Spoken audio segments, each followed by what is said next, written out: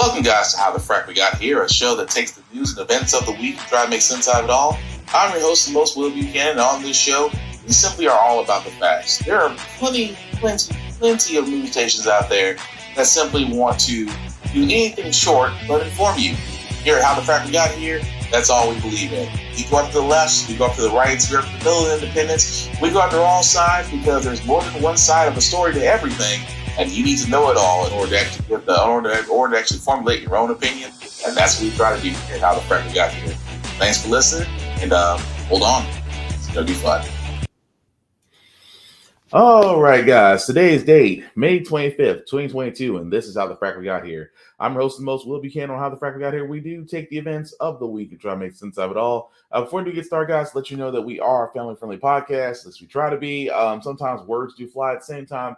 There may be things that might be shown that might be just a wee bit graphic for younger viewers, except addressing the large pink elephant in the room, so we might as well get to it.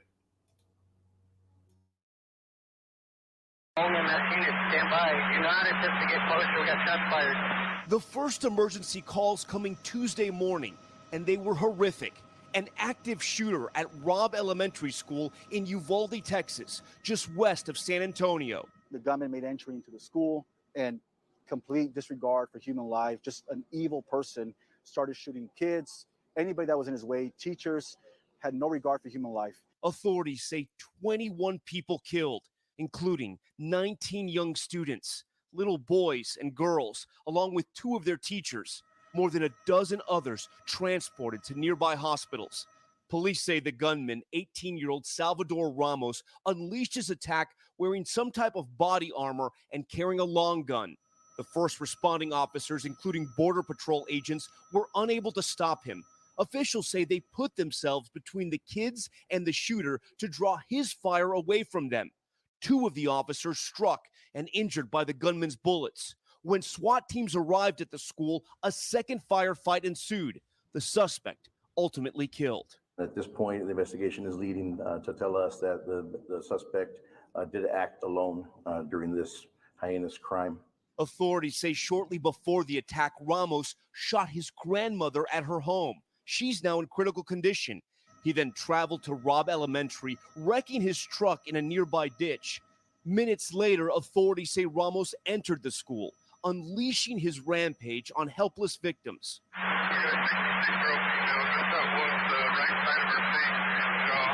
Law enforcement came in. They locked down the school really quickly, and they started evacuating children out through breaking windows and pulling children out. Bobby Studer's wife, Terry, is a math teacher, just days away from retiring, and was inside when the deadly shots rang out. I had just taken her some flowers, and the minute I got in my pickup, I heard a couple of shots. Terry escaped uninjured, but her colleague, Eva Morales, a 4th grade teacher and educator for 17 years, was killed. The school's campus now a massive crime scene as investigators try to piece together what's now the deadliest school shooting in Texas history. My heart was broken today. We're a small community, and we'll need your prayers to get us through this. Texas Governor Greg Abbott calling the tragedy a senseless crime. In just 2 days, he was scheduled to join Senator Ted Cruz and former President Donald Trump at the National Rifle Association's annual conference in Houston. Overnight, President Biden expressing his frustration with the NRA. When in God's name we do what we all know in our gut needs to be done. This morning, families and a community dealing with the unthinkable. Their children and loved ones are gone. And this may be the most painful image. Instead of school buses driving away, a fleet of hearses. Another school day in America, ending in tragedy. As we mentioned, a lot of people are still injured. This community has asked for blood donations. They've also asked for prayers, but so many across the country say they are sick and tired of just prayers. They need real change. Sandy Hook, Parkland, and now Uvalde, just to name a few. When will it all stop? You don't have to be a parent to really feel the magnitude of this moment right here, you know. But as a parent, I can tell you these second, third, and fourth graders, they were in that sweet spot of youth, right? That age where all they do is radiate joy. And today, this morning, I'm thinking about those parents who have been robbed of so much. Hoda, there is no takeaway from this. This is just awful. He's exactly right. Simple fact of the matter is, guys, that we did have another shooting in Texas. 19 children, 2 teachers were killed by an 18-year-old who had access to weapons. There's just no other way I could put this. He had access to literal weapons, even more so that, you know, we're still having this same old argument about gun control, which we knew that was bound to happen. It's the news cycle, guys. The news cycle itself is where shooting happens. There's talk. There's thoughts and prayers, and nothing wrong with thoughts and prayers. I mean, if that's what you do, if that's your bag, that's your bag. But for a lot of us, myself included, we need a lot more than thoughts and prayers. We actually need action. Even more so that when President Biden spoke, he did, again, as you saw in the previous video, did point out about the NRA. And again, for all those that need a history reminder about gun control and as far as shootings in America, here you go. The Sandy Hook massacre. In the decades since, America has experienced more than 3,500 mass shootings, but efforts to pass new gun legislation have repeatedly failed. 2 House-passed bills that would expand background checks have stalled in the Senate, even though polls show more than 80% of Americans support them. Democratic Senator Chris Murphy, who represents the families of Sandy Hook victims, pleading with colleagues to find common ground on guns. What are we doing? Why are you here? But many Republicans, including Texas Senator Ted Cruz, say more support for law enforcement is needed, not new gun laws. You see Democrats and a lot of folks in the media whose immediate solution is to try to restrict the constitutional rights of law-abiding citizens. That doesn't work. In a sign of how politicized the debate has become, last night at a victory party for Republican Senate candidate Herschel Walker, supporters booing during the president's call for stricter reforms. Gut needs to be done. As the nation hopes the two sides will find some way to come together. Now, when the president visited Buffalo last week, he called. Now let's stop it right there for a second. Now, aside from the fact that there have been multiple mass shootings since Sandy Hook, for all those that can remember, on top of that now, you just saw it, Herschel Walker, which I'm still surprised that happened to get through the cracks. He did win the Republican nomination for Georgia, where you could hear the people during the party sit there and boo because he's asking for change. They're asking for change in legislation. And trust me, I talked to enough people who are gun enthusiasts, ammosexuals, as I call ammosexual for the extreme cases. There was actually a lot of common sense people who do own firearms. I'm one of them.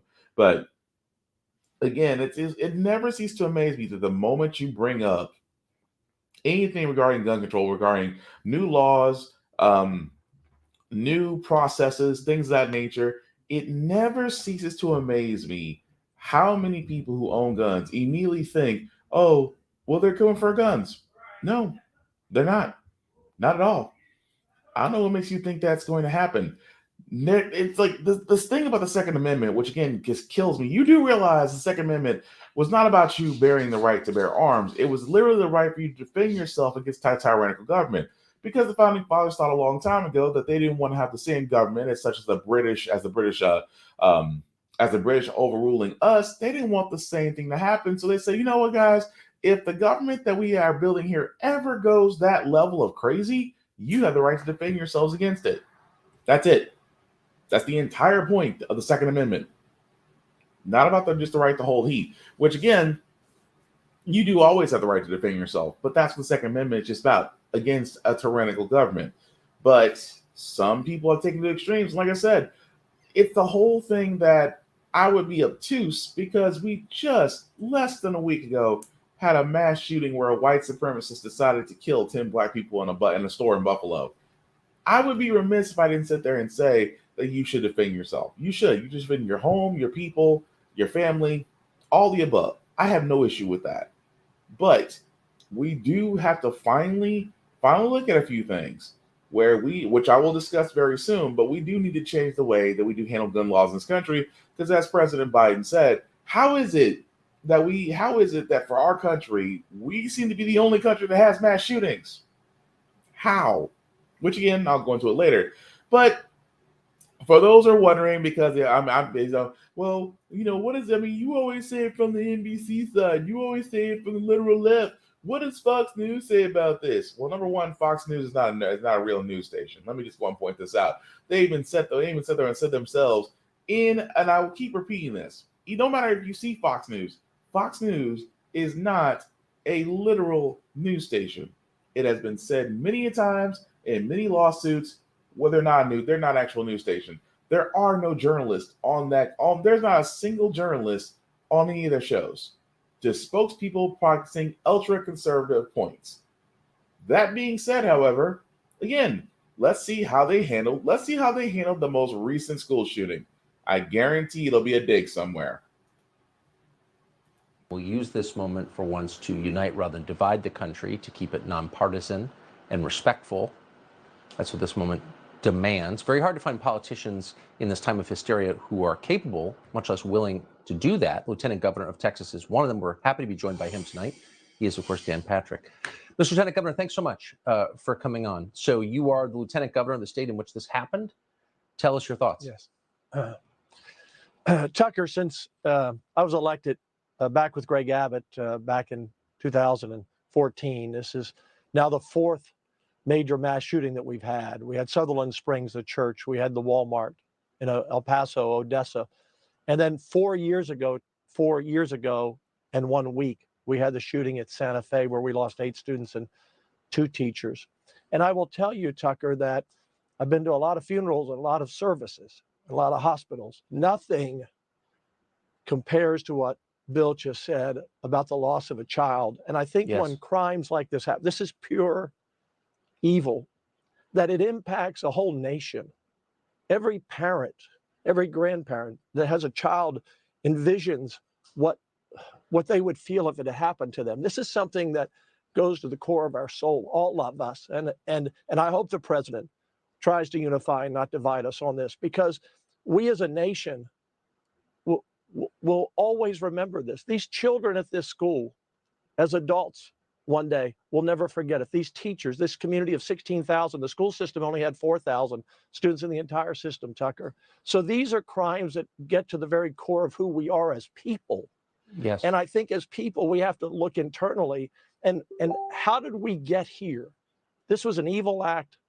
There's a lot that we're going to learn and it's going to unfold in the days and weeks ahead about this shooter. But tonight, we got to unify in prayer. We have to unify in faith. We have to unify in who are we? Where Tucker, when I grew up and most of the people watching grew up and we didn't have these situations. We didn't have mass shooters in our schools. We didn't have this evil. And so we really have to look at us as a people, as a country, because we can do a lot of things. And Texas has done a lot of things after the Santa Fe shooting. Obviously, we have to do more. We have to harden these targets so no one can get in ever except through one entrance. Maybe that would help. Maybe that would stop someone. But it's really bigger than that, Tucker. We're a core society. We're a society that's just at each other's throats all the time, and we're better than this as a nation. Well, so let me just say, I know may I ask you something, Tucker, tonight. Yes, I want to praise the teachers, because I guarantee you, we don't know these stories yet, but all those teachers were heroic today. I guarantee you, everyone did what they did in Santa Fe. They took their kids and they sheltered them in places. They took them to protect their lives. Yeah, and teachers shouldn't have to do that in their teaching. I believe that. I pray anyone with kids knows the elementary school teachers are the best. Let me ask you about that really quickly, about the prayer part of it. So politicians always say our prayers are with these people, and then you hear people push back and say, prayers aren't enough, prayers don't work. When you say your prayers are with the people, you seem to mean it. Tell us why you think it's important to pray in a moment like this. Well, first, I'm a Christian. Wasn't always, but Jesus Christ is my Savior, and that's hope. And hope in the Bible, Tucker, says that's something that we expect and that will happen, and that's to be rejoined with our loved ones in heaven again. So that's the hope we have. But I can tell you, Tucker, that when I've been through all of these funerals and services over these years, the one thing I have seen is people standing on the rock of their faith. And that's hard today. You know, these people who are going through this now, these parents and grandparents, they have to understand we're going to walk with them. Greg Abbott, myself, the legislature, Republicans, Democrats, Texans, 29 million of us, we're going to walk with them. But I see real faith, Tucker. And what do you have in the absence of faith? You have no hope. And I realize not everyone's a believer, and I understand that. I'm just telling you that it's times like this where you realize how strong your faith is. And some people realize for the first time they need God. And so I believe it, Tucker. What else? This was a country founded on faith, Tucker. And okay, I tried. I can't. Oh, my head hurts. Well, that's one. You know, asking Lieutenant Governor, how do you feel about school shootings? Does he change anything about gun laws? Is it me, or did he just become an evangelist preacher that you see? It's like I'm expecting Joel Osteen to come out of nowhere. Hello, dear friends. I need to talk to you about faith, about prayer, about how we need that right now in the great state of Texas. Because you know what? We're not going to talk about policies. We're not going to talk about division. We're gonna unify under the Lord. That's what that's it. And of course, Tucker Carlson, who kind of reminds me of that guy who just asks weird questions that can be answered with a Google search. That's what he reminds me of. But again, that's just one of the three heads of the Fox Hydra. Of course, let's not forget good old Sean Hannity. And Sean Hannity had an interesting one because, again, keep in mind, this is all from Fox News, and this is all the reason why conservative media is the way it is. This is basically Sean Hannity's side of the shooting in Texas.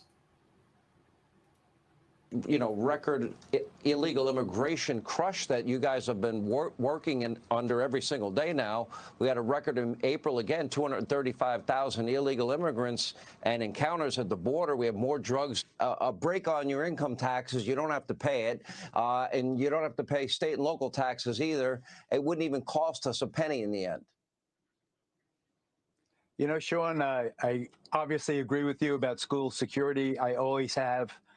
As the father of five, the grandfather of five, this absolutely makes me sick to my stomach. I beg those families to accept our condolences. This slaughter has been something that will live with all of us. It is absolutely horrible when you think of those little babies. I covered Sandy Hook. You know, it is that again. It's these little children, the most vulnerable, innocent beings on earth being slaughtered. You know, the only place you, Dan, and I diverge is it is not, to me, irrelevant that in the last 10 days, 30 people have been killed by two 18-year-olds with assault weapons. How can you buy an assault weapon on your 18th birthday when you cannot buy a beer? It does not make any sense. I've spoken with President Trump about this. Why not have a juvenile assault weapons ban? Why can't the NRA get behind? If you can't buy a beer, you can't buy an assault weapon. Why is that un-American? How does that violate the Second Amendment? You know what the problem with, I think, the argument is, and I really, my thoughts tonight are really with these families, but I'll answer your question. And I will tell you, it's predicated on a false notion that evil people with evil intent, you have to be evil to perpetrate a crime and murder an innocent child. And the problem is, by the very nature of somebody being that evil, they're not going to obey, they're not going to listen to any laws, because that is coming from their heart. And if your heart drives you to do something like this, it doesn't matter what's legal or not legal in their world. It matters in your world. I pay all my taxes. Dan pays all of his. As a matter of fact, I usually overpay just to be sure.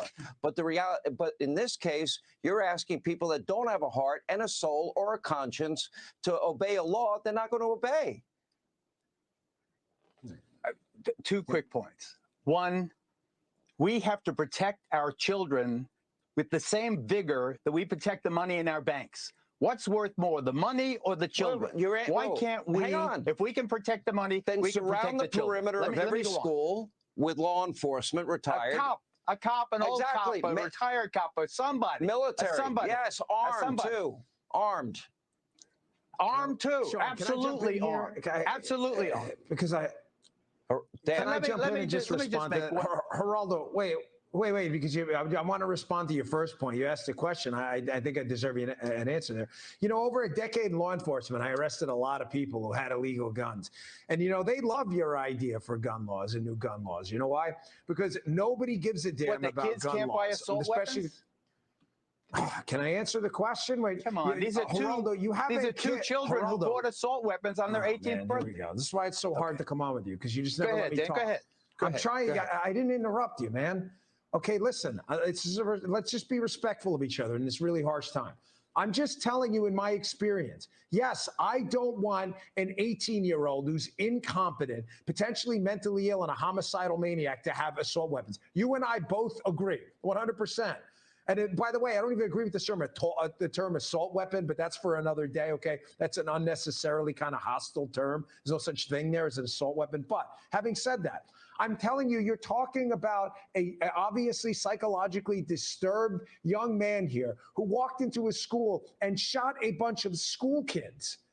You really believe like he was sitting there reading a law book beforehand? And I know what you're going to say. Well, maybe we should make it more difficult to do that. But the problem with that is it's a simple-minded solution, because you also make it more difficult for the tens and thousands and hundreds of thousands of others of 18-year-olds out there who've done absolutely nothing wrong and would like to buy a rifle to go hunting. So what?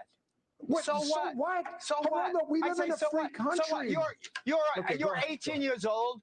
Can you buy a beer? Answer no. Why can't you buy a beer? Because society in its infinite wisdom has determined that you're not answering my point. At 18-year-old to buy a beer. Question remains. How can you be too young to buy a beer?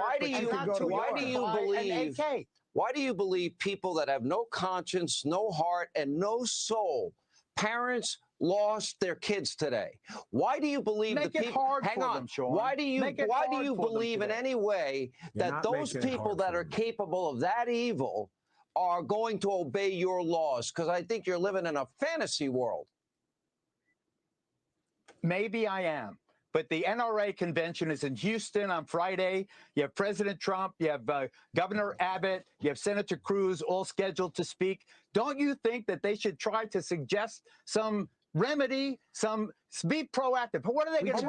What are they going to say other than Second Amendment, Second Amendment, Second Amendment? Second Amendment. The way the Second Amendment is construed now makes me sick. How did muskets become AKs? How'd that happen? You know, let me go back to Dan. Wait, hold on. All right, I know, Geraldo, you've dominated this whole conversation. You're not letting anyone else talk here, Geraldo. You know, for the last 30 years of your life, you've been a very wealthy, successful guy. Nobody disputes that. You can go out tomorrow and buy security if you wanted to. The Second Amendment makes you sick. Why? So the criminals don't care about your gun laws. They love them because it keeps law-abiding people unarmed while they don't give a damn about your laws. I did this for a living. They laugh at gun laws, and they love people like you advocating for gun laws, because you can buy arm protection, and they can go in high-crime communities and prey on innocent people who can never get a hold of a gun. Because they actually obey the law. All right, I got to wrap it up. I'm gonna be honest with you guys. You know it's fracked up when Geraldo Rivera starts making sense. You know we have truly reached the end of days when Geraldo Rivera is making sense on Fox News. These are the end times. And again, it amazes me where Fox News not talking. I mean, their gun control, because this is what they do. Conservative media does it best. The moment you bring up gun control, well, criminals are not going to follow the rules. Only law-abiding citizens will, and they'll laugh at us. Not understanding the last couple of mass shootings were not done by criminals. The last four mass shootings that we actually had were all done by people who could get access to current weapons under current U.S. laws. No criminals. But that's their go-to. You know, we talk about changing gun legislation, all that stuff. Geraldo Rivera, again, who knew that Geraldo Rivera out of everybody was making sense. Again, it's the end times. I swear it is.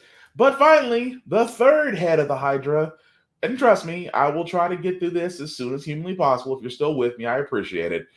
But we have to get to this because, of course, the third head of the Fox Hydra, Lori Ingram, again, decides to put her spin on things. Very, very clear tonight. President Biden appeared on camera tonight for less than 8 minutes, not because he believed that his words would comfort the families or the friends of the victims, not because he believed that he would calm what are obviously frayed nerves of a worried nation, parents who are worried. And he didn't do it to unite America in this time of grief. No, he did not.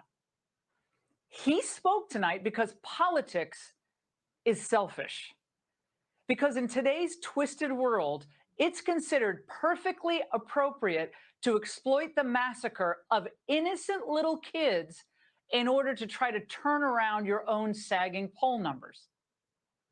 Today, Reuters Ipsos has Biden at the lowest approval of his presidency, 36%.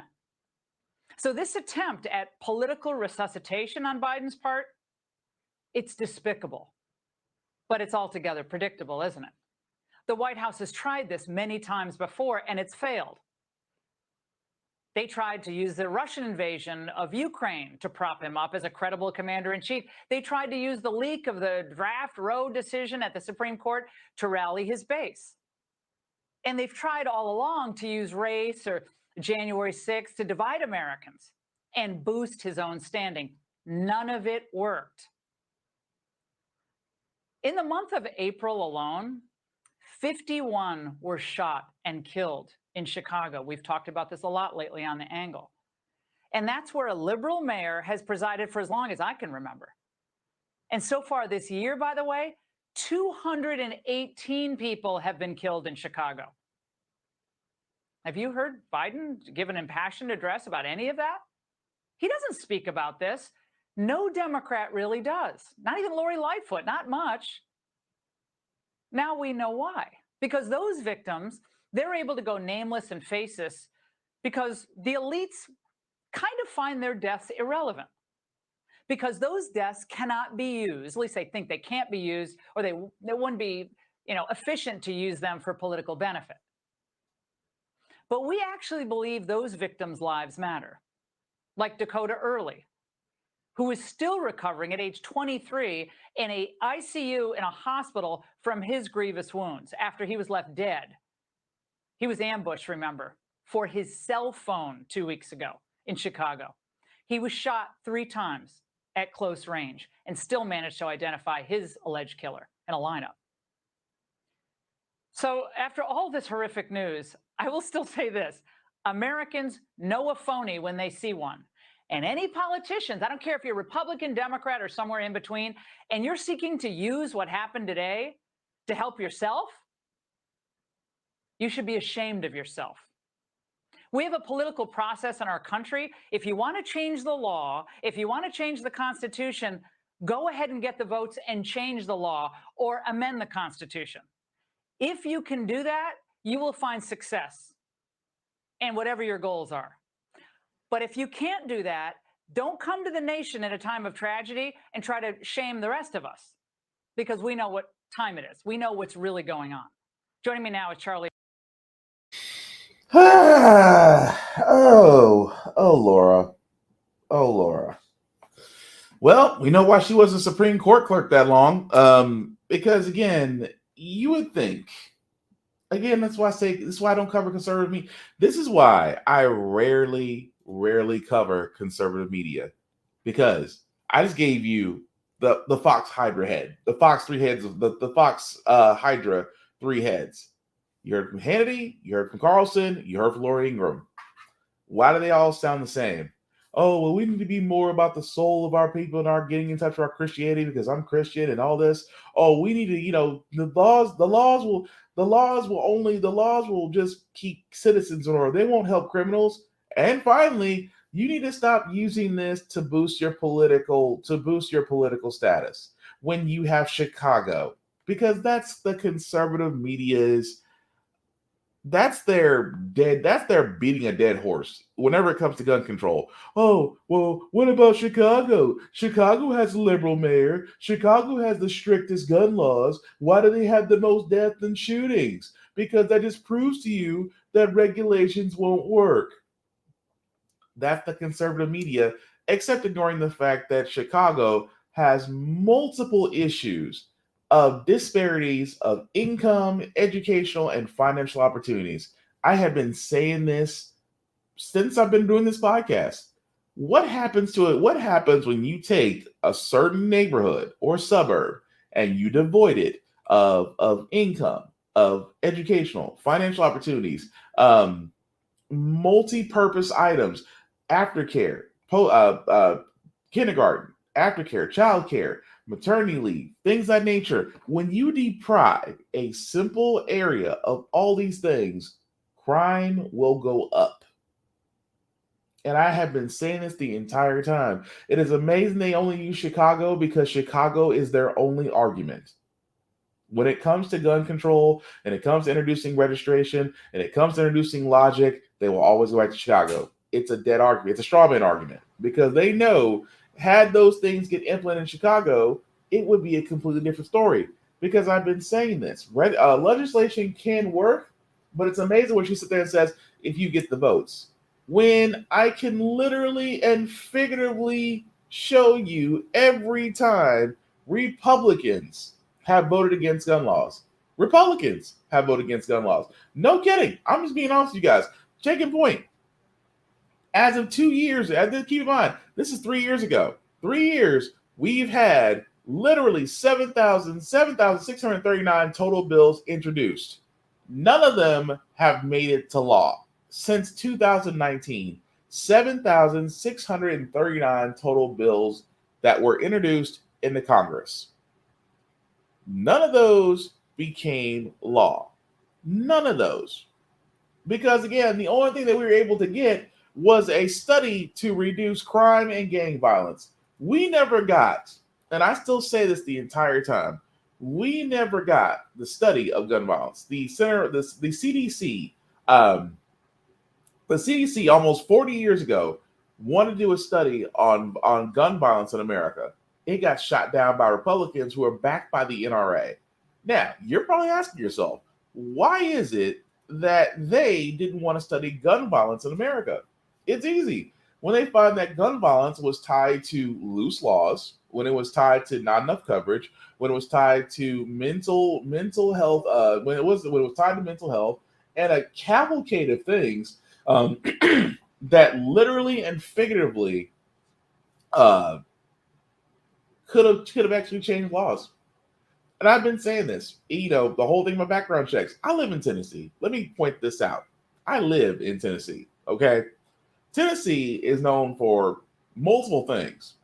Easiest state to get a license, to get a driver's license. Trust me.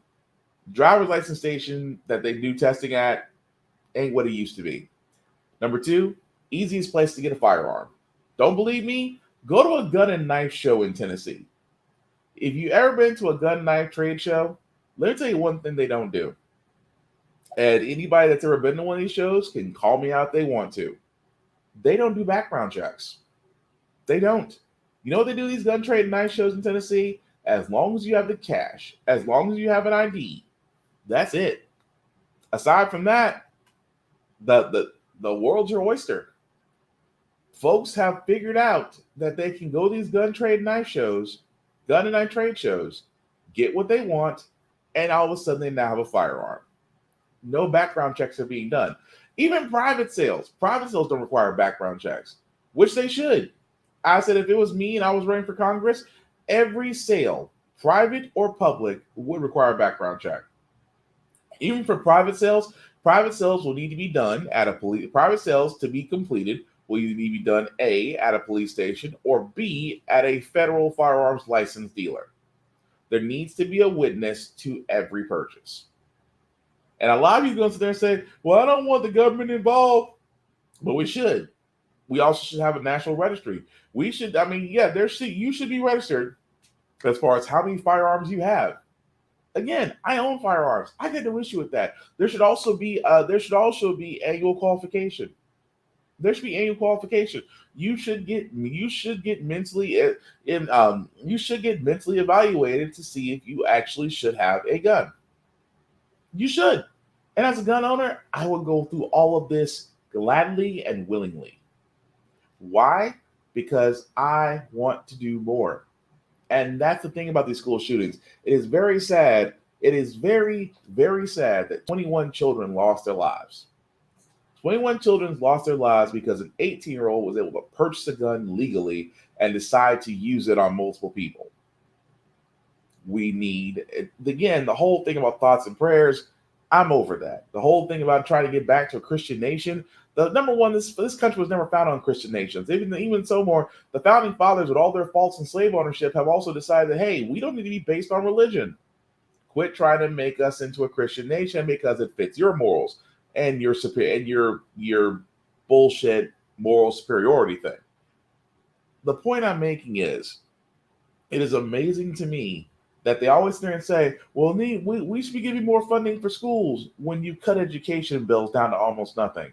We should be arming teachers. Yeah, that's a great idea. Let me actually trust somebody not only to educate my child, but to keep a gun on them just in case things happen. Not considering the fact, the existentialism of what happens if a student gets a hold of that gun. You just introduced a firearm to an unknown location. Bravo. Oh, well, they can be trained. Look, you can be trained, but that's not the answer. Again, the answer is so multi-pointed, but again, it takes Republicans to come to the table. And it's always funny, Republicans always talk about, well, so many more things need to be done, but when a bill is introduced, they all shoot it down. That's all I'm saying. That's the problem with these school shootings. That we need to finally have a talk about gun control. And again, this is not just Republicans, but Democrats too. Democrats also, I'm getting on both sides. Some Democrats have also voted down certain gun bills. Because why? The NRA, as defamed as they are right now, seem to still have a hold on some people, on their lobbying when it comes to politicians. I will never understand that. But with schools going forward, schools are trying to find ways to protect their students, and there are some ideas that'll work, and then there are some ideas that just may need to go back to the drawing board. The question on top of many parents' minds: are my children safe at school? There have been 27 school shootings this year alone, according to Education Week. The disturbing rise in violence leading a growing number of schools to incorporate extensive safety measures, all in an effort to avoid being the site of the next school shooting. Those measures include modern high-tech security systems, ranging from facial recognition to gun detection software. We really have to make every attempt to stay on the most cutting edge, if you will, of that technology. Back in 2019, we profiled a school in upstate New York employing this first-of-its-kind system. The technology immediately recognizes a gun pulled from its holster. If Officer Stover were a school shooter, this new high-tech security system would immediately call the police and then track his every movement by scanning both his face and the gun. Many school districts are also pursuing simpler solutions as well, from increasing armed guards to adding more metal detectors, and in some cases, even allowing teachers to carry guns. No particular place, especially schools, are 100% foolproof. We have to have people who are observing, paying attention, people who ask questions, people who intervene, and people who notify the authorities if they think that something is not right. But with children and teachers still being murdered in classrooms, some parents are left wondering if the current security is enough. Andrew Pollack, whose daughter Meadow was killed in the 2018 shooting at Marjorie Stoneham Douglas High School, says many schools still haven't learned critical lessons.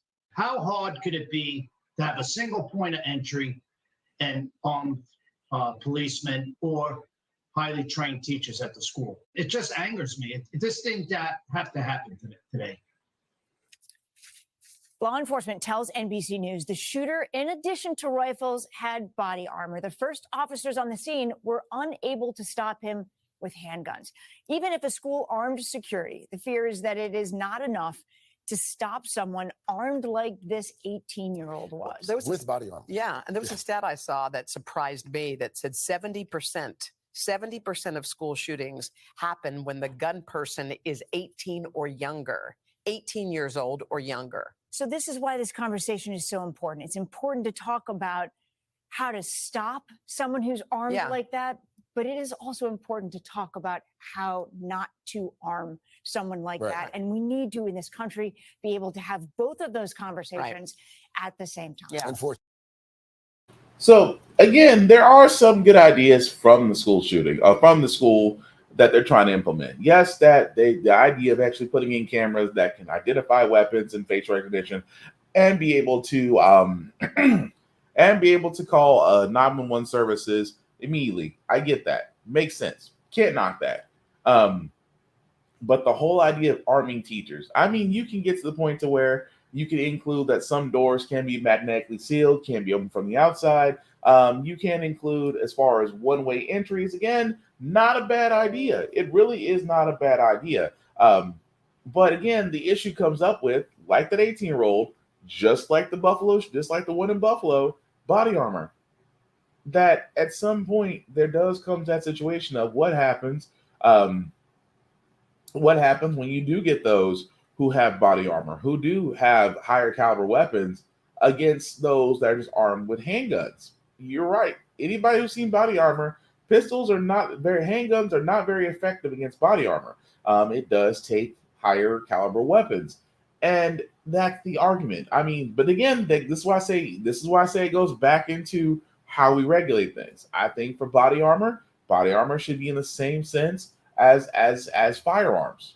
If you're buying body armor, you have to again, this whole list of qualifications. You have to be over 21.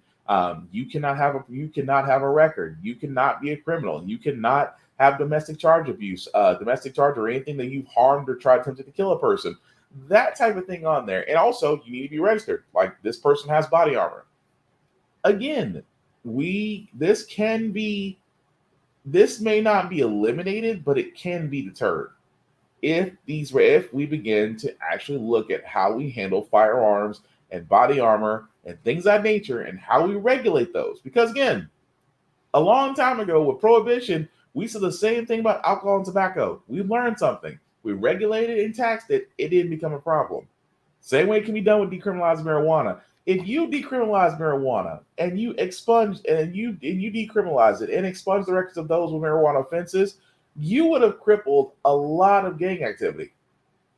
Because why? Most gangs do operate off the drug trade. Decriminalize marijuana. If you decriminalize marijuana, that is a strike already. Business will be booming in every state, and at the same time, it would make those of the criminal element harder, since all they would have left would be the harder drugs, crack cocaine, methamphetamines, things of that nature. You know, the things that actually can kill you would be a whole different story.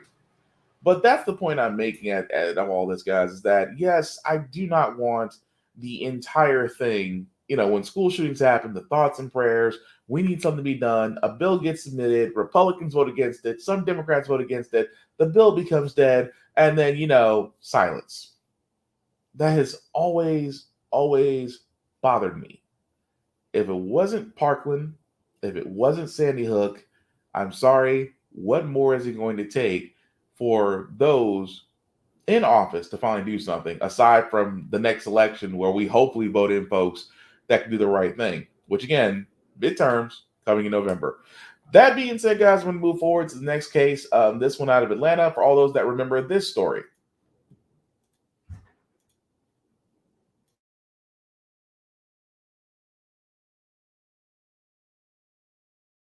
Now, the mayor of Atlanta announcing the firing of 2 Atlanta police officers for using excessive force during protest on Saturday night.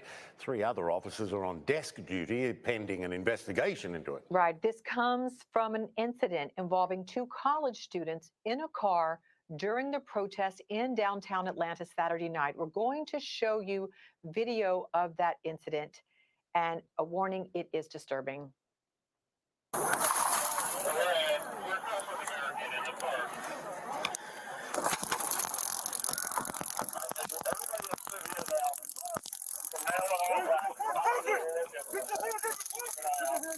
Put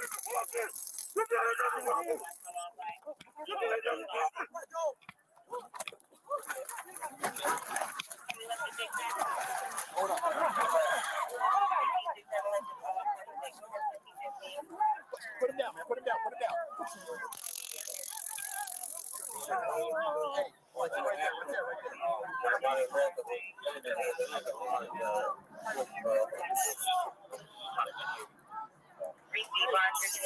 Lift him up and move him back. Let's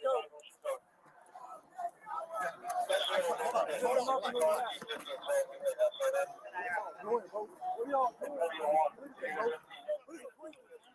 Yeah, now police said they tased the man because they believed he was armed. They didn't say why they believed that, and no weapon was found. One officer reported hearing the word gun 2 or 3 times. As I said, no gun was found. They were college students, a young man and young woman from nearby college here in Atlanta, and we're just now hearing from the female passenger in that car. She says she is traumatized and disgusted, and that it was the worst experience of my life. That's Okay, so again, that was actually last year. Of course, the mayor at the time did actually fire 2 of the officers from that stint, and of course, prosecution had looked into this to actually see if charges are going to be filed. Well, unfortunately, that actually wasn't the case. The prosecutors have found the 6 police officers from Atlanta over that arrest were justified in their actions. They said the investigation looked in the night of May 30th, almost 2 years ago in 2020, when officers were filmed breaking the windows of students' vehicles. The review had found that the 2 officers that were fired said that, that the evidence in the case shows the involved officers' use of force was the direct result of Mr. Young and Mrs. Pilgrim's resistance to and non-compliance with the officers' instructions. And that, again, that's what they said. I kid you not. Resistance and non-compliance with the officer's instructions. Keep in mind, this was around the time that they were having a curfew around Atlanta. They were actually getting food and were caught after curfew, in which this was during the protests surrounding George Floyd. And of course, the officers, as we saw from the body cams, decided to break the window because they weren't complying. Again, George Floyd at the time was just killed at the hands of police. You have police stopping you at a curfew telling you to get out the car. As a black person, how does that look? Looks a little bit like, okay, again, what goes through a black person's mind most of the time? Am I going to make it home am I going to make it home tonight because now officers are on me? And they said that, that the use of force was due to their non-compliance. Okay, so we understand this correctly.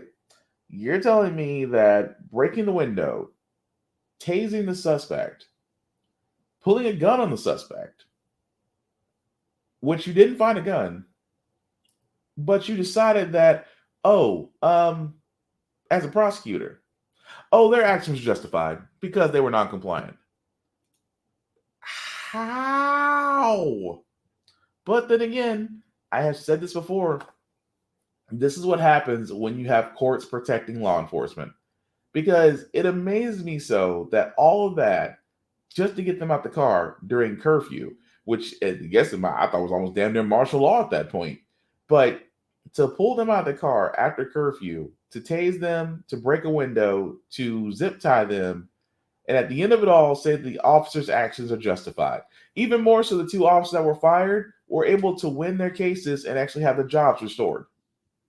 They will be back. They will be back in Atlanta serving again very soon.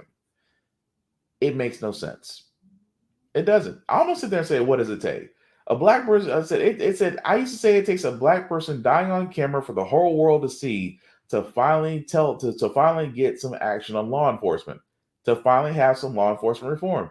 They took defund the police and they said, well, you just want to take money from the police. No, we don't want to militarize the police. We want to take that very same money that Biden gave, because again, he was having crime bill flashbacks, talking about hire more officers, give them everything that they need. do the same thing in the community and watch everything drop down drastically as far as crime rates, as far as thefts, as far as murders and things of that nature. All those would drop significantly if the same money you gave to the police would be the same money that you give to neighborhoods. But again, the way these officers are being trained, it's like these officers have a green light on black people. It is, because the court will just sit there and protect them. Case in point. But speaking of George Floyd, I'll give this to President Biden. I know he's got a full plate, but I'm surprised when I saw this news pop up that I was like, it would have been nice if you did that at the time that this was shot down. George Floyd was murdered by Minneapolis police, igniting a national reckoning on race in policing. President Biden plans to mark the anniversary by signing an executive order that would reform police practices across the country after more comprehensive legislation failed to win support in Congress.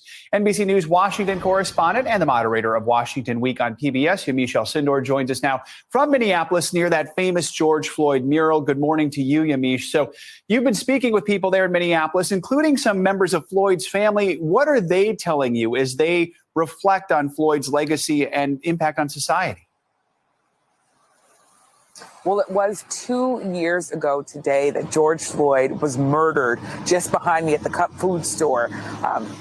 Officers kneeled on his neck for 9 minutes and 29 seconds, and the video of that killing rocked the nation and really disturbed so many Americans. And there was this real swell of feeling like the country was going to be changing and that there was going to be this large racial reckoning.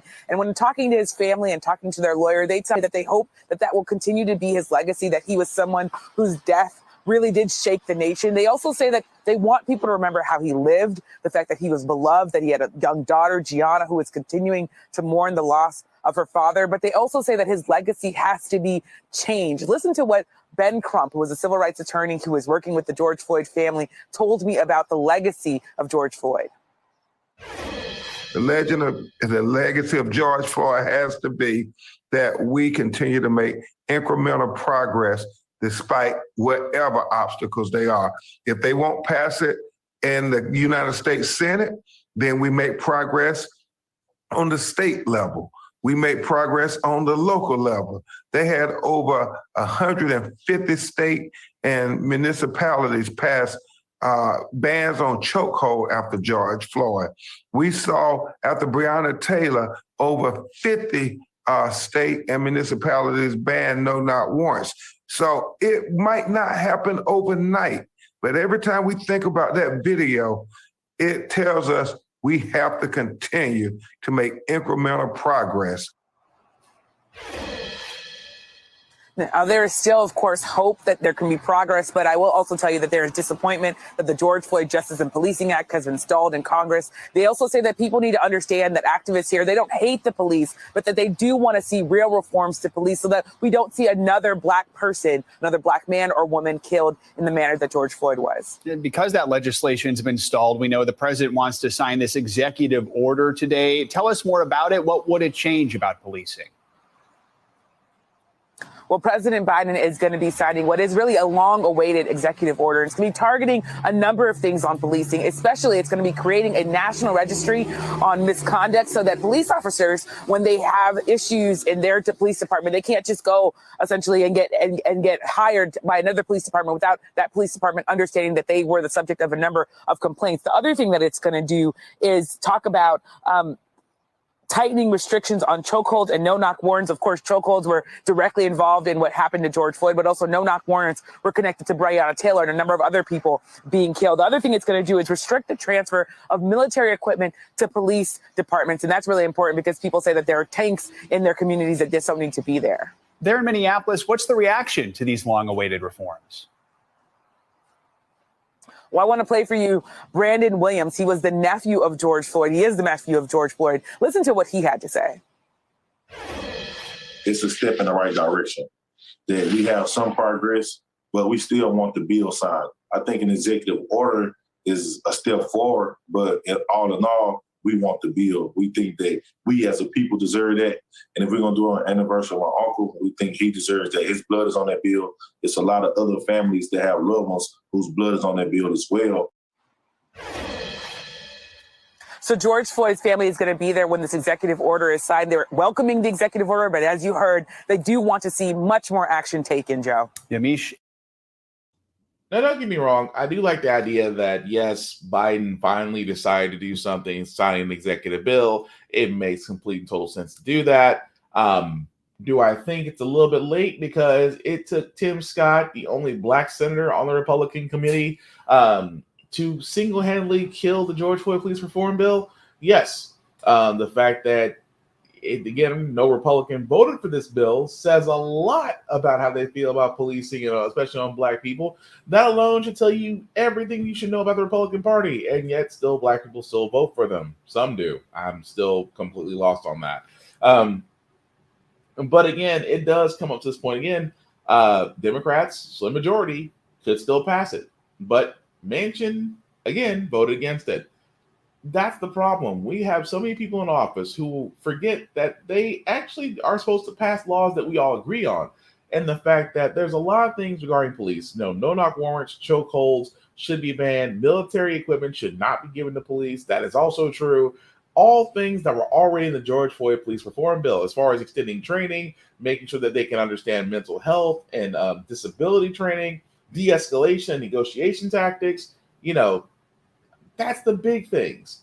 But again, executive orders can sometimes be seen as a symbolic gesture. They're just saying that the president is saying that this needs to be done. I'm going to be honest, within an election period, I don't see that happening. I don't. Don't get me wrong. I could be completely wrong. I mean, they can turn around and finally, these politicians can finally do something for the American people and get something passed. Possibly. I mean, but I want to be positive, but the realist in me is going, this is the status quo. They're just going to wait it out until electoral season because I've said before, Democrats are going to have a hard time than Republicans convincing idiots. Republicans convincing idiots. Democrats are going to have a hard time convincing voters to trust them again because they don't have a lot of W's in the win column. I have been saying that. But again, it's going to be difficult. But I do give Biden this. If only he would sign executive orders for his Build Back America plan, for the American Rescue Plan, for the Women's Health Protection Act, for a multitude of things that Republicans have shot down that would have helped out Americans tremendously. Maybe him putting the executive orders in would probably stir something, but we will wait and see. But again, guys, speaking of election season, there are just some things out there that just amaze me. So I know for a lot of states, Texas, Georgia, Alabama had their primaries setting up for their elections in November. Stacey Abrams did win the Democratic nomination for Georgia, but apparently something that she said seemed to get under the skin of some people. About something that Stacey Abrams said. She's getting a lot of blowback from Republicans. Here it is. I am tired of hearing about being the best state in the country to do business when we are the worst state in the country to live. Somebody's going to try to politicizing on this, so let me contextualize. When you're number 48 for mental health, when you're number 1 for maternal mortality, when you have an incarceration rate that's on the rise and wages that are on the decline, and you're not the number 1 place to live.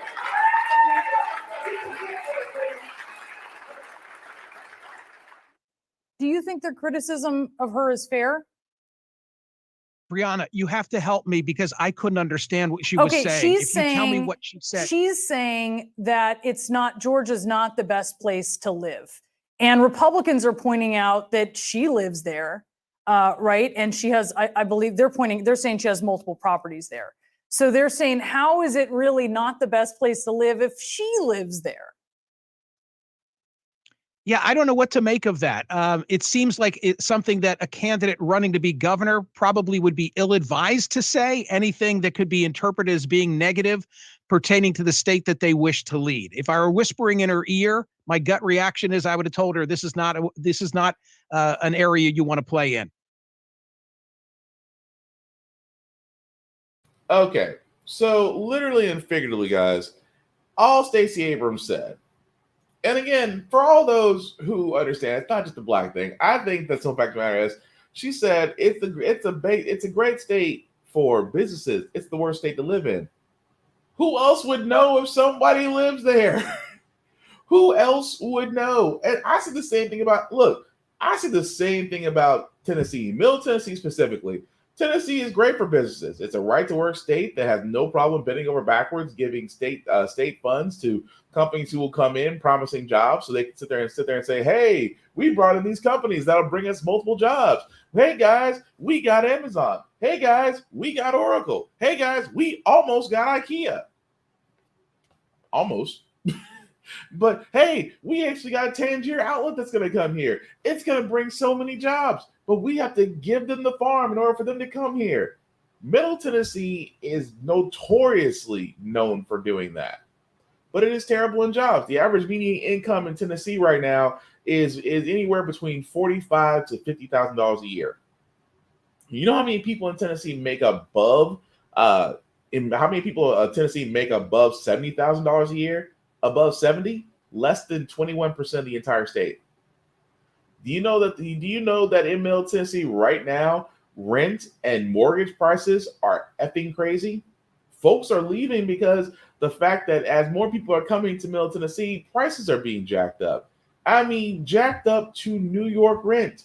While the wage increases, you still have jobs out. You still have jobs in Tennessee. I kid you not, offering $9 an hour.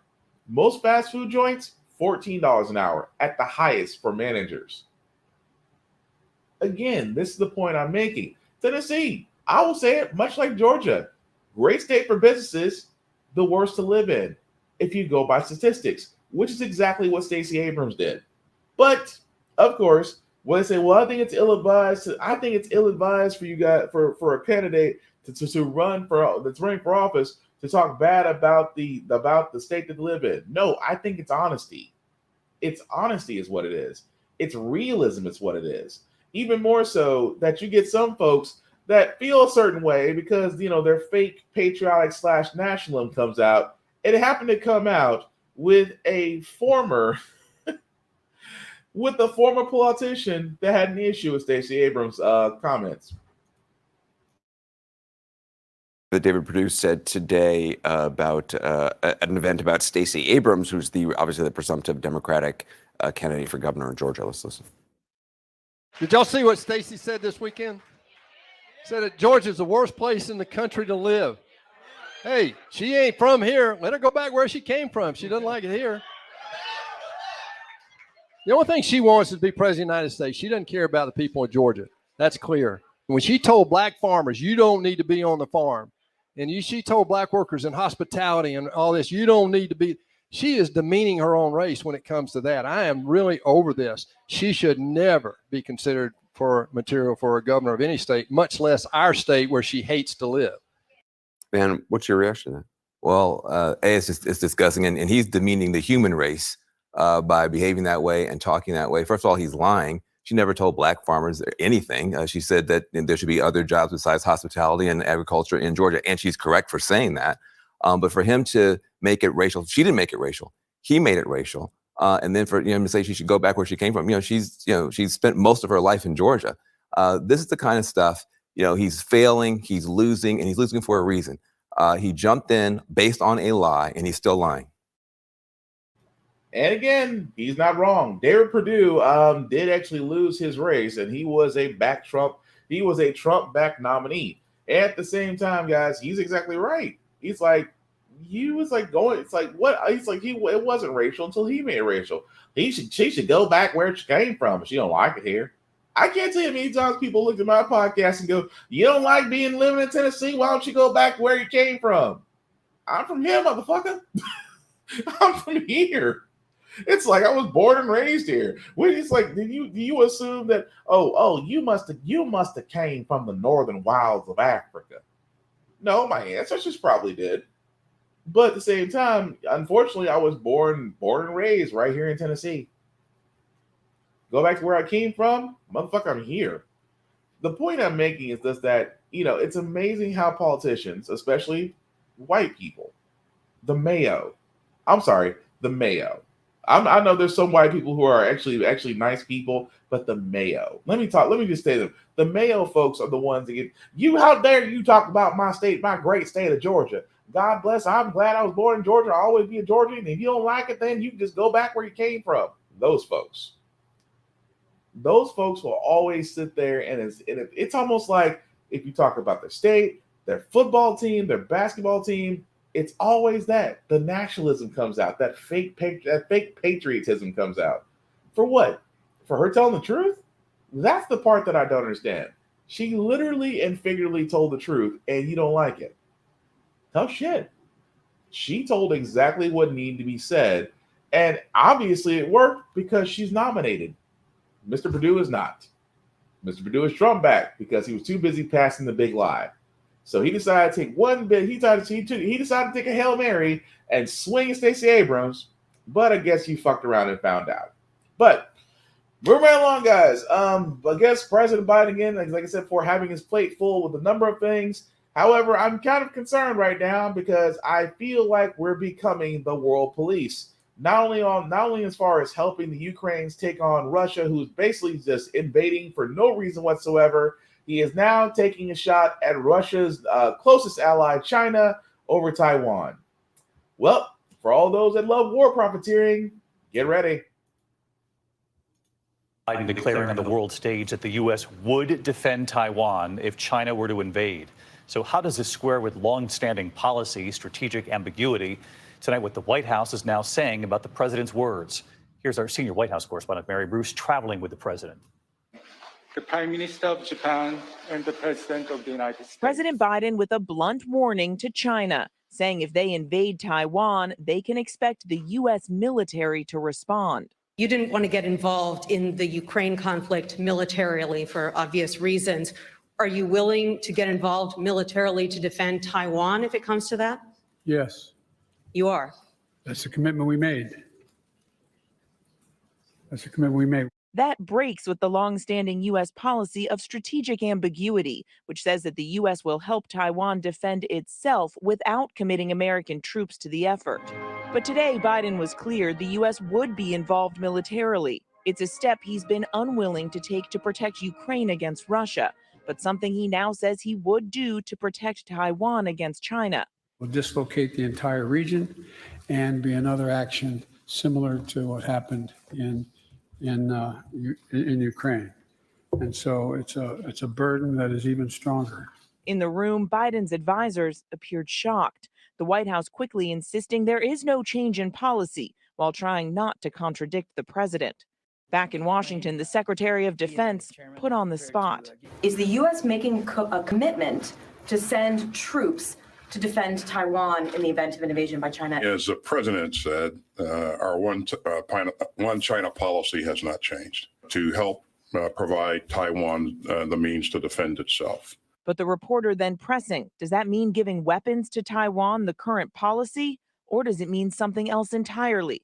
The possibility of American boots on the ground. I think the president was clear on the fact that the policy has not changed. Mary Bruce joined us now from Tokyo tonight. And Mary, China, of course, was quick to respond to the president's words today. David, China paying close attention to Biden's words here, responding, telling the U.S. not to underestimate its resolve to defend what they believe is their territory. This all comes as the president is now on his last day in Asia. And one of his big goals here, of course, to work with allies to try and take on the rise of China. David. All right, Mary. And again, this is why I feel bad for Defense Secretary Austin, just because he has to sit there and be like, okay, we're not going to war with China. We're not this. And again, I just can't help. I cannot help but feel like this is a setup for the next theater of war. I mean, it's funny. We talk about, remember when Russia talked about invading Ukraine? It's like, well, if they invade Ukraine, we're going to help Ukraine. We're going to look into how we can help Ukraine. And next thing you know, 4 months later and $49 billion package later, we're in the war. We're helping Ukraine against Russia. Taiwan now needs help against China. strategic ambiguity. I can never say that word, but basically what it means that unless in some ways that it does not change our strategic position within the region, we don't help. Ambiguity. There we go. Knew I was going to say it eventually. So it also doesn't help that China is Russia's closest ally. So again, I just feel like I can't help but feel like we're becoming the world police that South Park has literally made a movie off of that is starting to become reality. Starting to. And I feel bad for those in the armed forces because at this point, you don't know if you're heading to Russia or China at the moment. But I'll tell you who's celebrating: the military-industrial complex, defense contractors, weapons makers. Because whenever there's a war, it's Christmas. And honestly, for a nation that's always, for the longest time since its inception, except for 20 years where we didn't have a war, for once, I would like to have at least a good 40 years, 40 or 50 years, we didn't have a war. It'd be nice. It'd be nice. For once, we weren't in a war. But I fear that because with China, might actually be setting the stage for next year to war with Taiwan. And of course, the U.S. is going to respond. I just do not see peace happening anytime soon. But we will follow up on that as it comes along. In the meantime, there is a story out right now, actually two-part stories. When it always comes to religion, I always try to, I try not to bring religion into this podcast just because people have different thoughts on it. But again, just like the Catholic Church, the Southern Baptist Convention has their hands full, again, with sexual abuse allegations. This is the reckoning Hannah Kate Williams wanted when she and others asked the Southern Baptist Convention for a third-party investigation of sexual abuse. Do you feel vindicated by the report? In a lot of ways, yes. She is suing the SBC for failing to take action against her father, who she says sexually abused her starting at age 8 as he studied to become a pastor. I was met with, well, you're an enemy of God. It was threats, harassments. I had to move from my home. The lengthy report details how survivors like Williams encountered resistance, stonewalling, and even outright hostility from some in SBC leadership starting in 2000. One leader claiming it is a satanic scheme to completely distract us from evangelism. Yet investigators found one staffer compiled a secret list of accused abusers with hundreds of names. What does this do to the reputation of Southern Baptists?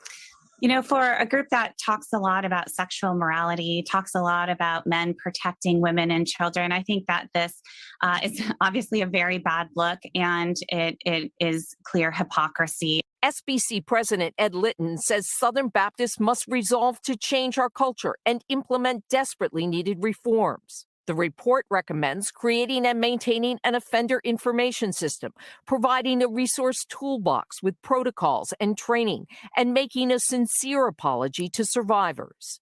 Healing won't come easy. Popular evangelist Beth Moore, who left the SBC last year, today tweeting, "You have betrayed your women. It's too late to make it right with me.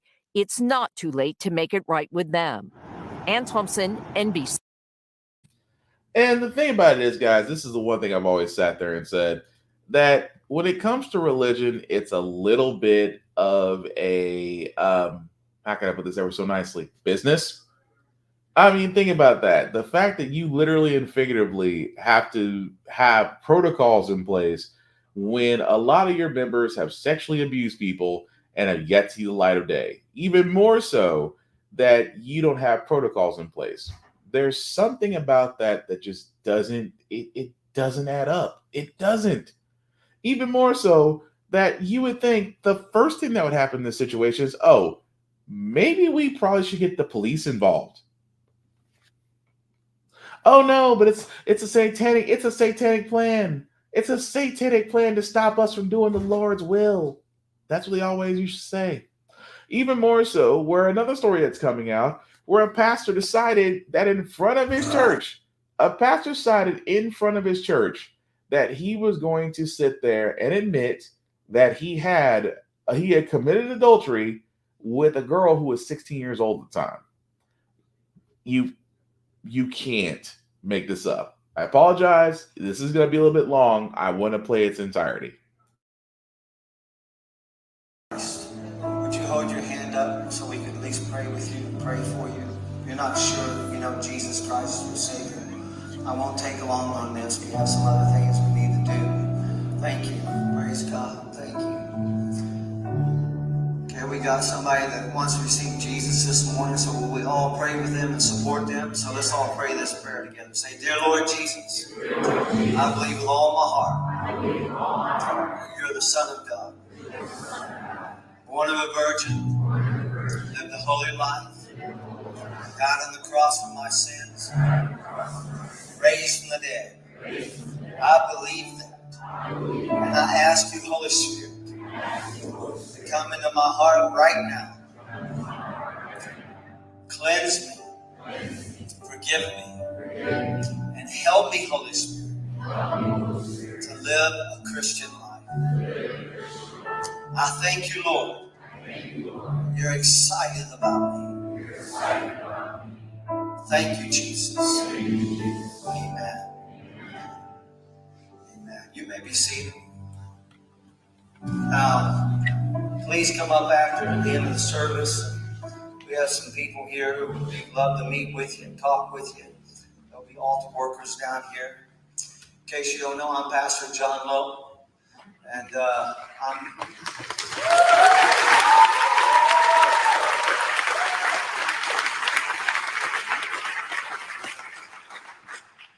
have an announcement for you. It's called a confession. And so it says to the family, to the church, Debbie and I have been out of town attending the funeral.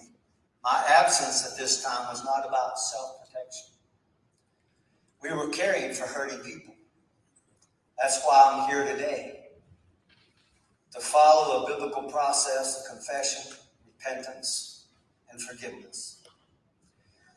If God wants anything out of us, as we just heard, it's to bring healing to all who are involved. I committed adultery. It was nearly 20 years ago. It continued far too long. It involved one person, and there's been no other, nor any other situations of unbecoming conduct for the last 20 years. I will not use the Bible to defend, protect, or deflect my past sin. I have no defense. I committed the adultery. To say it plainly, I didn't make a mistake. I didn't have an issue. I didn't have an affair. I didn't make a misjudgment. I sinned. I need to say that, and you deserve to hear it. I have been asked, why did I wait so long to deal with it? Why hide it all these years? The answer? There is no good answer. I told myself for years, silence served to protect everyone. The other person, those closest to her, from the hurt and from the public embarrassment. And I'd like to think that was true. But the truth is that silence was to protect myself as well. While applying church discipline for sexual failure, for repentance, confession, and restoration, I myself had not been disciplined for sexual misconduct.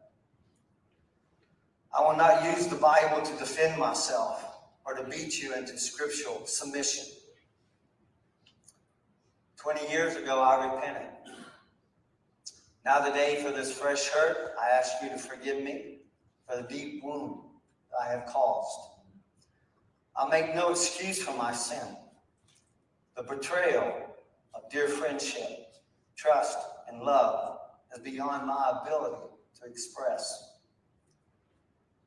The church is engaged in a healthy biblical process to restore your trust to the ministry here at New Life. Meanwhile, I hope you believe God called you here. Meanwhile, I hope you believe that God called you here, perhaps for such a time as this. To believe, to forgive, to heal, so that God can reveal his goodness to you. The next few weeks, while the church is in this biblical process, Please be in a lot of prayer. Stay faithful to Jesus. To my wife and family who I've deeply hurt, I have confessed my sin. They have graciously forgiven me and expressed their love to me, which also is deeply humbling. To those that I sinned against, many years ago and recently, by keeping this in the dark. And to those of you who are wounded from this fresh hurt, to you, the church, I repent for the adultery and my silence. Please forgive me. In accordance with our church bylaws, I'm stepping aside, stepping down from ministry responsibilities, and have committed to the Lord and now to you that I will submit to the process and recommendations of this board.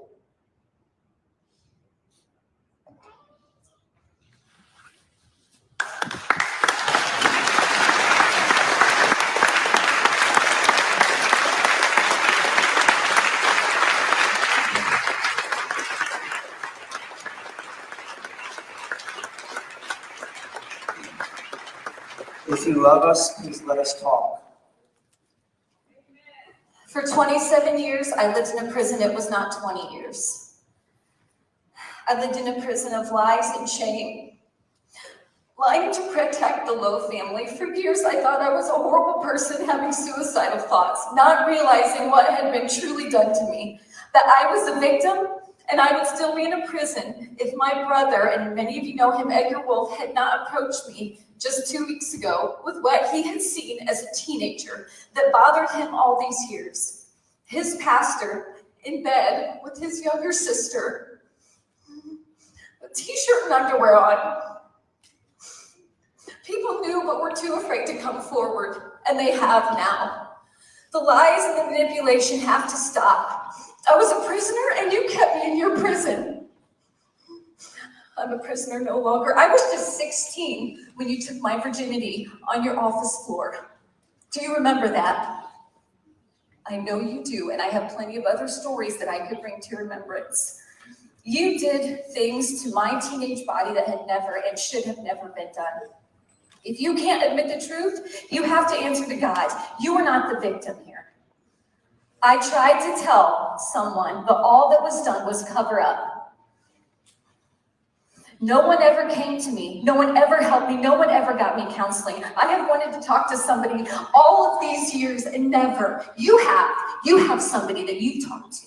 I never have. The church deserves to know the truth. This church has been built on lies, but no more. The lies need to stop. I could give story after story after story to what you did to me. Michael, your dad is not the victim here. A partial truth is not true.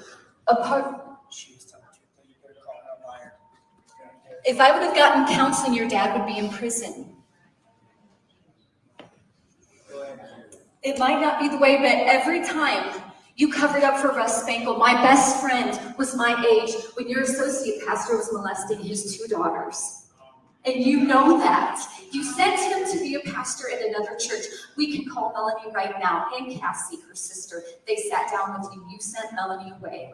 Don't look at me like that. You know the truth. I know, but you can tell the truth because this is a lie. But you need to tell the truth. You know better than it was. Listen, my wife is not just adultery, it's another level when it's a teenager. And I will not let this man talk about my wife like that. It happened for 9 years. When she was 15, 16, the sexual grooming started. And it lasted until she met me and we started dating. This is the truth. And that's all we're gonna say, except just that's it. Have numbers? Talk to my brother. That's fine. This necklace was Bobby's. It was given to her by Joe II and possibly other people in the office. They might have received necklaces too as like a ministry gift. I'm not trying to stretch the truth here, but it was in our house and I'm giving it back. This was Bobby's covenant of purity ring. which she wore while this man had sex with her, and she felt ashamed all these years wearing a covenant purity ring. She felt out of shame and guilt. We are working through love and forgiveness. We're working through it. But people have to be held accountable, and they can't just bamboozle people and just say, well, I just committed adultery. It was far beyond adultery. So here's the covenant purity ring back. I don't want it in my home. We're done.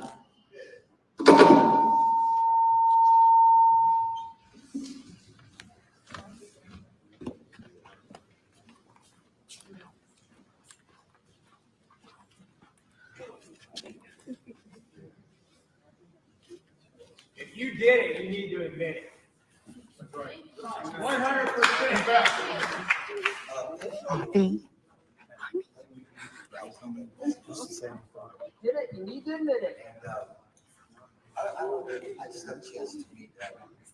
We need to hear from our pastor, man who is And, Look at the microphone. Not you, right? Jay, I told you I committed adultery. I told you it went on far too long. Did you do it? That's all we need to know. Yes, we did. You didn't tell them she was 14 years old. No, at 16. Sorry, 16. She was 16 years old, Jay. Okay, and it was wrong. I can't say it. I can't make it right. I can't make it any better. That's just the way it is.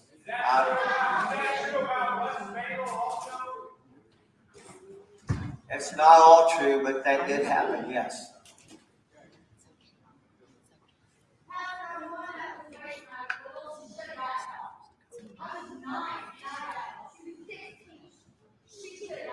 She should have. I can't do anything about that except to tell you that if I could go back and redo it all, I would. I can't. And all I can do is ask you to forgive me. And I'm doing what the Bible process or biblical process is in the church. I'm stepping down, stepping aside. And, you know, it's been 20 years. I guess it doesn't count for anything. We love them. I deeply hurt them. I deeply hurt you. I ask you to forgive me. And that's all I can do.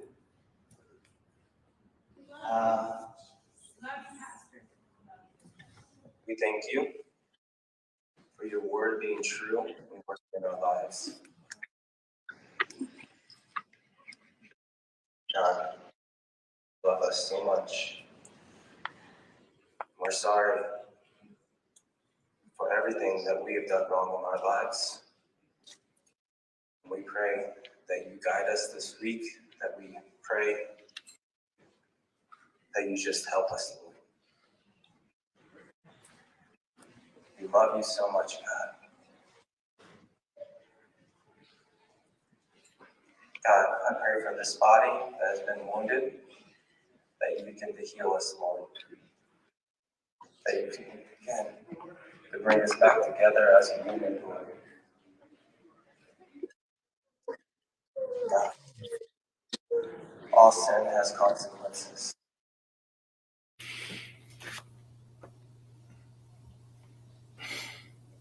What the fuck? I mean this. I mean this in every sense of the word. What the fuck did we just watch?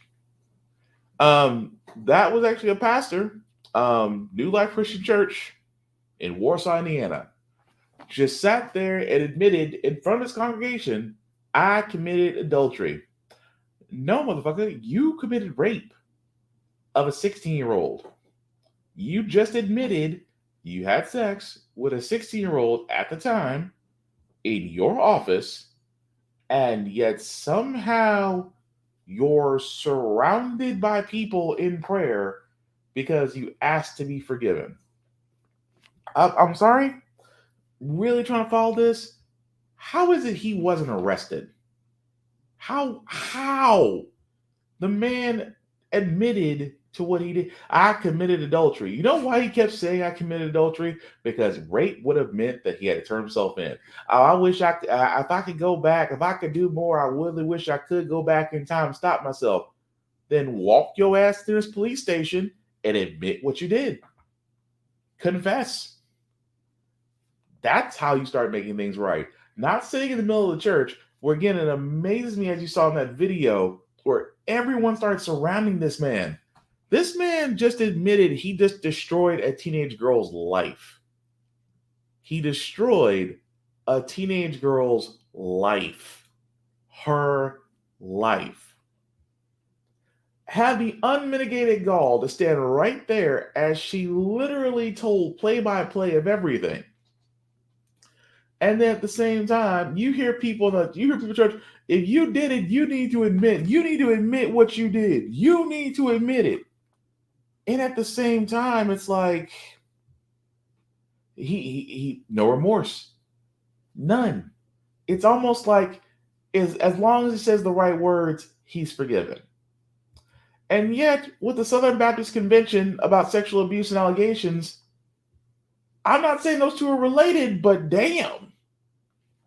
Again, I am amazed at the fact of this is why, for a lot of reasons, why I have an issue with organized religion.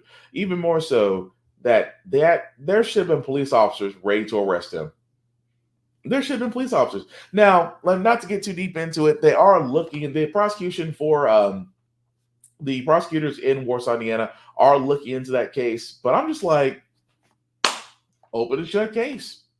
There's no statute of limitations on rape. And the fact that he admitted it, confession, I mean, they got Cosby for less. But again, it amazed me so. Not only the fact that he had the unmitigated gall to quote unquote confess his sins, he admitted what he did. And the church still surrounded him. Now I admit there are some levels to where it's just like, oh, well, he should be forgiven. He's in church. I'm sorry. You destroyed a child's life. In my mind, there are just some things that are just really, truly unforgivable to a certain degree, and that's one of them. But again, like I said, what the fuck? Last story, guys, before we get to our feel-good segment, because Lord knows we need one. This one, again, makes no sense. You know, you have education where you have teachers in here who are literally talking about, well, banning CRT, although CRT is not being taught anywhere. But for us to be banning CRT, how did this little number slip through the cracks? When you saw it, what was your reaction? When I saw it, I couldn't believe it. Carolyn Lett is the director of diversity for the Roper School, a Roper teacher now on administrative leave, for her evolution lesson to students that included this photo of former President Barack Obama. Lett saw it, and she had questions. Is it something that the teacher did, purposely put this picture in, along with the animals and the apes and the primates? I'm trying to understand this myself, but right away I had a reaction like, it's so wrong, I can't understand it. And this is what the teacher told her and the Roper administration. She had her biology hat on, but didn't realize the sensitivity and awareness that she should have had culturally. The lesson includes more than one photo of the former president. It's from a Duke University website. Lett says the offensive images have hurt Roper students, and she asked the teacher, what is she going to do about this now? Her intentions were a certain way, but the impact now, she realized it had a very negative effect on her students. I need to have a conversation with my students. And I said, what will that conversation look like? Own the mistake that you've done. So really and truly, guys, wait. First and foremost, biology or not, common sense has to factor in somewhere. For example, the simple fact of the matter is, for all those that are wondering, which of the following are primates? That was actually the sheet that they showed. And it had the president on there. And I'm just like, how? Is it just me? Or is just cultural sensitivity is just completely and utterly out the window? Because saying a black person next to monkeys, which again, we've had a history of that. Sambo, with Uncle Tom, with many characters and depictions out there. Trust me, Google it. You'll easily find them. that a teacher, an educator, kind of missed the bar on this. Well, I didn't think about the fact I put on my biology hat on, but I didn't really think about cultural sensitivity. If you're wondering what I'm wondering, I don't have an answer to that yet. I so want to know. You're probably wondering the same thing I was wondering when I was like, wait a second, what's that? What is that Michigan teacher? What do they look like? I can only imagine. Because if it's a black person, I'll be completely and utterly surprised. I really will be. But the fact of the matter that cultural sensitivity is out the window, I'm sorry, guys, it just screams volumes to me. But whew, that was a lot. We did have a long one. So we need to go and move on to our feel-good segment. As usual, how the Frack we got here. We do cover a lot of things that are doom and gloom. Sometimes we can lose our faith in humanity. But hey, it's Wednesday. It's hump day. Tomorrow's pre-Friday, which is Thursday. And right now we need some good vibes. We need some feel-good moments. We need something to give us a little bit of hope that lets us know that the world ain't all bad. And again, this one's actually interesting because this is doing something I'll never do about climbing Mount Everest, but the fact that it's being done by faces that normally you wouldn't see in history, but they should be a part of history for what they've accomplished. Finally tonight, America Strong, the historic journey to the top of the world. 7 American climbers made history last week. The first all-black team to reach the summit of Mount Everest, 29,000 feet up. The team known as Full Circle Everest includes a high school science teacher, an Iraq War vet, and a small business owner. Their mission? To showcase black athletes and remove barriers. The main reason why this is important, historically, black and brown people haven't been in these areas and environments, especially not on the highest point of the world. After months of training, the 11-person group arrived at base camp 4 weeks ago, setting up at 17,000 feet. This is where we lived for 2 months while we were getting ready to climb the tallest mountain in the world. Spending their days out on the mountain, training at altitude, then back in their tents thinking of loved ones at home. Phil Henderson led the expedition. Yeah, this is a rest day in base camp. I took my wedding ring off because my hands swell up, so that's the last thing I see before I leave my tent, my wedding ring. 36 days after beginning their climb, mission accomplished. Their success nearly doubling the total number of black climbers to ever ascend the highest point on Earth. Full Circle Everest, entering the history books, inspiring the next generation. What an accomplishment. Again, that's pretty cool. Again, I will never climb Mount Everest, but it's nice to see that folks that, you normally don't think can do it actually can show that they can do it, even double the last time it was attempted by black people. But again, I just thought that was pretty cool. But that's going to do it for our podcast, guys. I do want to thank you all for watching, for liking, for sharing, for letting people know this is up and running. I certainly appreciate that. I still want to know you guys' thoughts on everything that we discussed. I always want to encourage it, good or bad. I want to basically have a conversation in the comments. So if you see that, please let me know what you thought about it. I certainly would appreciate it. Some shameless plugging before we do get out of here. Shout out to guys Ari and Geek presenting Geek Salad for allowing me to share my podcast on their page. I certainly appreciate it. Definitely check them out on their Facebook and YouTube pages. Ari and Geek present Geek Salad. Also, check out my boy Vaughn, Avon Westfield on Facebook and Big VZ8 on all social for his shows that are showing there, as well as new shows that'll be coming up very soon. So definitely check them out.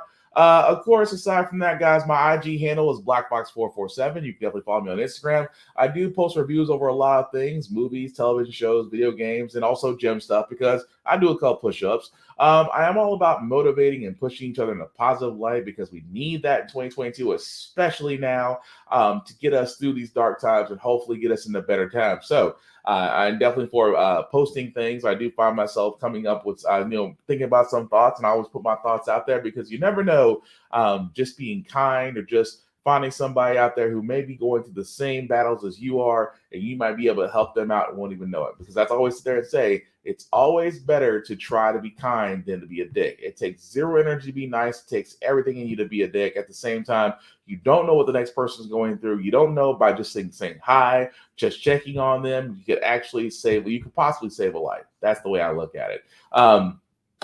Again, guys, please wear your masks going out there. I know cases are getting lower.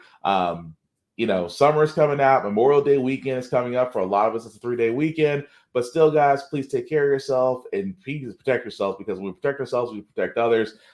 That's how we're going to get past this pandemic. The last thing I will say, guys, is if you haven't already, please vote. Please vote in your primaries when they do come on your state.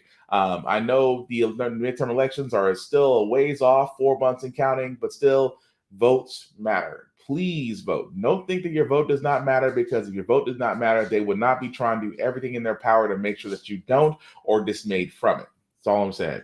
Last thing I'll say about How the Frack We Got Here, it's all about staying informed. We're not trying to change minds or reinvent the wheel. We're simply giving you all the news that we can with all the facts to inform you and provide a logical perspective that goes with it.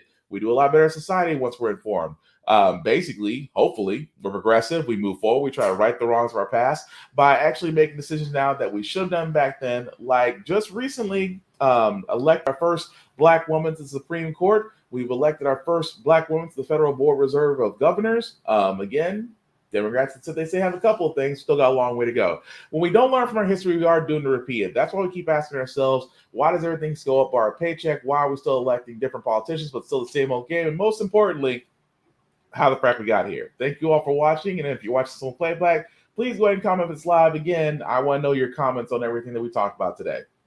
Aside from that, guys, take care of yourselves, each other, and we will all get through this. Peace. And it didn't do it. Let's try it again. Peace.